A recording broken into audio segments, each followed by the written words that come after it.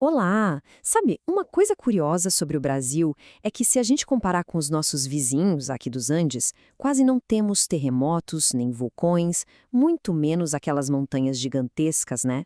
E a razão para isso é bem interessante. A história da nossa paisagem é uma história de muita, mas muita paciência.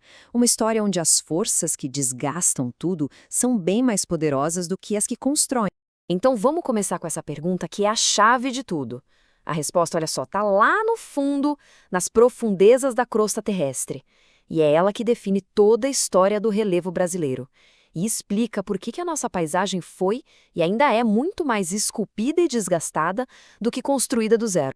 E aqui está o pulo do gato. O Brasil está numa posição, digamos, bem confortável. Bem no meio da placa tectônica sul-americana, sabe? Longe daquelas bordas super violentas onde as montanhas nascem e tudo treme. E o que isso quer dizer na prática? Que as forças que vêm de dentro da Terra, aquelas que criam montanhas gigantes, aqui elas são bem raras e fracas. Por outro lado, as forças que vêm de fora, essa sim. A chuva, o vento, os rios, eles trabalham sem parar, esculpindo a paisagem dia após dia, sem descanso. É justamente essa dinâmica que define a cara do nosso relevo. Ele é, antes de tudo, antigo, muito antigo.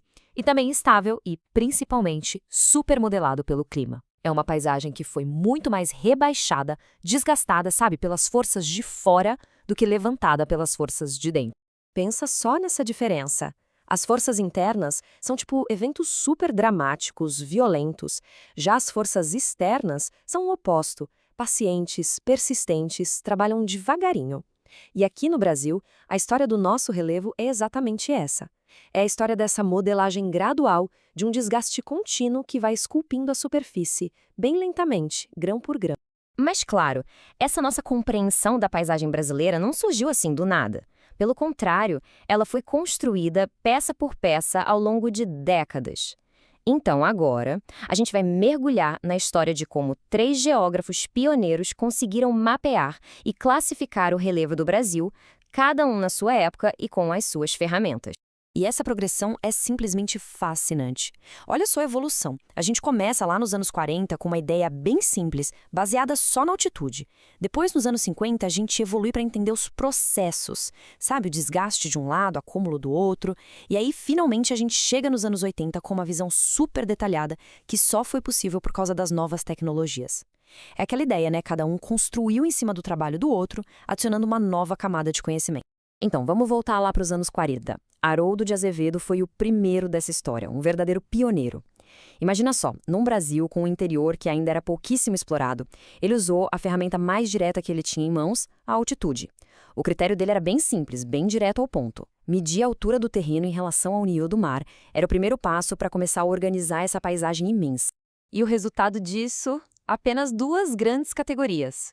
Os planaltos, que estavam acima de 200 metros, e as planícies, que estavam abaixo. Pode parecer simples demais hoje, mas para a época foi a primeira grande tentativa de colocar no mapa o relevo de um país com as dimensões do Brasil. Foi um marco. Aí, na década seguinte, entra em cena o aluno dele, Aziz Absaber. E ele não veio para ajustar, ele veio para dar um salto conceitual. Para ele, a questão não era só a altura. O que importava de verdade era o processo. A pergunta que ele fez foi: essa paisagem está perdendo material, está sofrendo erosão, ou ela está ganhando material, está num processo de acumular sedimento? E esse processo é o coração do pensamento do Absaber. É bem lógico, se a gente parar para pensar. Nas áreas mais altas, que eles chamam de planaltos, a rocha vai se desgastando e o material vai sendo carregado embora. Para onde? Para as áreas mais baixas, as planícies, onde todo esse material se acumula. De repente, a paisagem deixou de ser uma foto e virou um filme. Ficou muito mais dinâmico. E aí a gente avança para os anos 80. E quem aparece? Jurandir Ross, que foi aluno do Absaber. E ele adiciona uma nova camada a essa história. E dá para dizer que foi literalmente uma nova camada. Usando a tecnologia da época, com imagens de satélite do famoso projeto Radam Brasil, ele não olhou só para o processo de erosão e acúmulo na superfície. Ele olhou para baixo. O que tem debaixo da terra? Qual é a estrutura geológica? Que tipo de rocha está formando aquela paisagem? E o resultado disso tudo?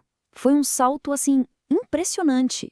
Das duas categorias lá do começo, do Azevedo, o Ross chegou a 28 unidades de relevo diferentes. Isso mostra o poder que a tecnologia tem quando é combinada com uma análise mais profunda, mais detalhada. Tá, mas como é que o Royce conseguiu criar um mapa tão, mas tão detalhado? O que ele fez de diferente? A resposta está numa inovação fundamental. Ele criou uma categoria de relevo que ninguém tinha pensado antes. A grande sacada do Ross foi introduzir o conceito de depressão relativa. Para a gente entender, é uma área onde, assim como num planalto, o processo dominante é o desgaste, a erosão. Só que, ao mesmo tempo, essa área está numa posição mais baixa, cercada por terrenos mais altos, para o planaltos. Ela não está abaixo do nível do mar, não é isso. Ela é uma depressão em relação ao que está em volta dela. Essa foi a peça que faltava no quebra-cabeça. Olha só, aqui a gente consegue ver a história toda, de uma vez só. A gente sai de uma visão baseada só na altura, passa a entender a dinâmica dos processos e finalmente chega no mapa que leva tudo em conta. O processo na superfície e a estrutura das rochas lá embaixo. A virada de chave, como dá para ver, foi a criação daquelas 11 depressões pelo Ross. Foi isso que permitiu um detalhamento do mapa do Brasil que nunca tinha sido visto antes. Beleza. Agora que a gente já entendeu a teoria por trás de tudo isso, que tal a gente fazer uma pequena viagem pelo Brasil? Vamos ver como esses conceitos todos se aplicam na prática, em algumas das paisagens mais famosas do nosso país. Primeira parada, Amazônia. E aqui a gente já precisa quebrar um mito. Aquela imagem de que a Amazônia é uma planície gigante, retinha, infinita, não é bem assim. A região tem planaltos bem altos, como o das Guianas, tem depressões enormes e tem a planície de verdade, que acompanha o rio principal. E é justamente essa mistura, essa variação de altitude, que cria as quedas d'água e o potencial para gerar energia hidrelétrica em tantos rios de lá. Agora vamos para o Nordeste, onde o relevo tem um papel assim, direto e super dramático no clima. Funciona assim. Os ventos que vêm úmidos do Oceano Atlântico dão de cara com a barreira do Planalto da Borborema. Aí eles são forçados a subir, a chuva cai toda ali no litoral e o vento passa para o outro lado, para o interior, já seco. E o que ele cria do outro lado? A depressão sertaneja, que é o coração do nosso semiárido. Indo para o Sudeste, a gente encontra aquela paisagem que a Aziz Absaber descreveu de um jeito tão poético, os mares de morros. Mas a geologia da região guardava uma surpresa, um verdadeiro presente. Lá na Bacia do Paraná, derrames de lava vulcânica de milhões e milhões de anos atrás se decompuseram com o tempo e formaram a famosa Terra Roxa, um solo super fértil que acabou virando o berço da expansão do café no Brasil. Bom, e pra gente ir fechando, vamos dar uma olhada rápida em algumas daquelas formas de relevo que são a cara do Brasil, sabe? Aquelas que são super distintas e visualmente icônicas. Olha só que interessante a diferença entre essas duas formas clássicas de Planalto. De um lado, as serras. Elas são feitas de rochas cristalinas, que são mais antigas e resistentes, por isso elas têm aqueles picos pontudos mais irregulares. Do outro lado, as chapadas. Elas são de rochas sedimentares, que se desgastam de um jeito mais por igual, sabe? E aí elas criam aquele topo retinho, plano, que parece uma grande mesa. A rocha por baixo define a forma em cima. E no nosso litoral, que é gigantesco, a gente tem a força constante do mar trabalhando, esculpindo as falésias. É um processo incansável. Onda após onda, o mar vai batendo e cavando a base do penhasco. Chega uma hora que a parte de cima não tem mais apoio e desmorona. O que sobra? Aquelas paredes verticais impressionantes que são a marca registrada de tantas praias do Brasil. E a gente termina com uma provocação para a gente pensar. O relevo não é uma coisa estática parada no tempo.